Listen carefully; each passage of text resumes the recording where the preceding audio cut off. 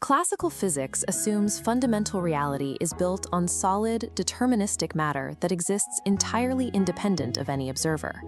Quantum mechanics suggests that at the smallest scales, particles exist only as a non-deterministic wave of mathematical probabilities until an interaction occurs. In 2007, a French team moved this concept from theoretical philosophy into empirical data, published in the journal Science. The study demonstrates that measurement dictates the state of the system in the past, effectively defining its prior trajectory. These results suggest a physical reality that only resolves its state when the system is actively queried by a measurement.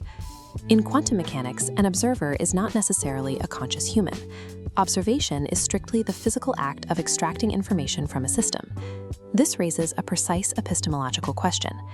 Before that data is extracted by a measurement device, does a physical particle possess a definitive history? Classical mechanics dictates a strict forward chronological arrow, where past causes produce present effects. The quantum model tested here suggests a different order. To understand how solid matter could be an informational construct, we must first examine our baseline assumption of linear time.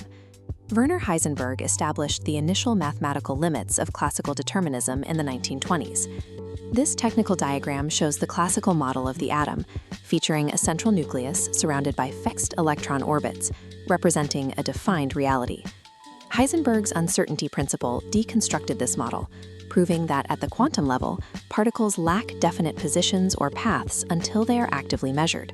This introduces the mechanics of wave function collapse.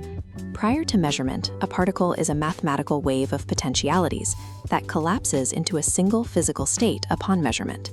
Under the standard observer effect, what we call matter is a mathematical potential right up until the exact moment a measurement occurs. In 1978, physicist John Archibald Wheeler proposed a thought experiment to test the limits of wave function collapse against the forward flow of time. In a double-slit setup, unmeasured light behaves as a wave, passing through both slits to create an interference pattern on the back wall. Wheeler proposed a temporal delay, allowing the photon to cross first and only deciding to measure it mid-flight. This creates a causal paradox. The photon must somehow know whether to travel as a particle or wave before the observer chooses the measurement. Wheeler's math suggested that a choice made in the present could actively rewrite the particle's past trajectory, challenging our understanding of causality. In 2007, Vincent Jacques' team tested Wheeler's theory in a physical lab, using true single photons to isolate specific quantum behavior.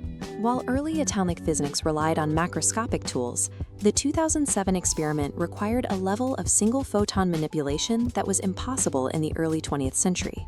Jacques' team used a Mach-Zehnder interferometer, where a single photon enters a beam splitter and takes two simultaneous paths in a wave state. The experiment required space-like separation, isolating the measurement choice from the photon to eliminate pre-communication. A random number generator at the end of the path alters the detector setup while the photon is mid-flight. This ensures empirical rigor, as the decision to measure is completely detached from the moment the photon initially enters the system. The data provided 100% confirmation of Wheeler's delayed choice prediction. The single mid-flight photon exhibited particle or wave behavior based entirely on the random measurement choice made at the very end of its journey. This is empirical retroactive causality. The random choice made at the exit of the interferometer physically dictated the state of the photon at the entrance. Data confirms a quantum system lacks a defined past history until a measurement forces a resolution. The past remains a state of undefined potential right up until a measurement query in the present forces it to resolve. Max Planck stated that matter is derivative. The Jacques data provides a physical demonstration of that assertion. Aligning Planck's framework with the 2007 data leads toward quantum information theory, specifically the it-from-bit model. Under this framework, physical reality behaves as an interactive information database, rather than a collection of independent solid objects. This interpretation suggests that the laws of physics operate as a responsive set of rules that execute upon interaction. If the state of the past is retroactively defined by measurement, then the solid universe is an informational construct. Physical reality functions as an interactive database, where a localized state only renders when prompted by a specific measurement device. This aligns with Heisenberg's limit. What we observe is not nature itself, but nature exposed to our method of questioning. This shift in perspective moves us away from science fiction tropes and toward a baseline understanding of physical nature. We move from being passive observers to active participants, as we are not merely watching a predetermined timeline unfold. In an informational universe, the act of observation is what physicalizes reality from a state of pure potential.